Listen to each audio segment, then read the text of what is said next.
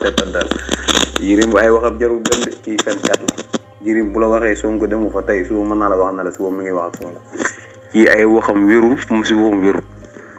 dafa fen ba xamul fu muy taxaw kenn gëmatu ko fi nii crédibilité xamu na ko gars yi di waxee moom lay wër te loolu nag buñ ko may bàyyi leen nit saaga leen juróom-ñaar fukki yoon xëy wax benn yoon bu correct rek ngeen bëgg ko dagg di ko partager ay nangam il faut ñu yeew ñun nit day xëy di ñu saaga ndey ba ngoon jot soo mu ñëw nañu seen yaaya baax ñëwal di ko partage naa xoolal diw li mu wax kii day fen Cheikh Yérim Seck ay waxam jarul gëm lu mu wax tey suba mën na jee génnaat fenkat la day fen tey fen suba fen ginnaaw suba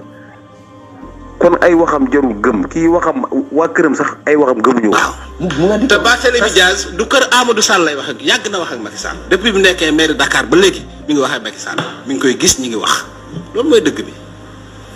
fii benn leader politique moo fi waxul Macky Sall directement wala indirectement muy Ousmane Sonko ñeneen ñëpp dañu kon bu ko fi kenn may benn crédibilité muy nekk fii di ñu fen Cheikh Yérim Seck ñun say fen léegi dañ ci am maar doy na ngir yàlla bu ko fi kenn partagé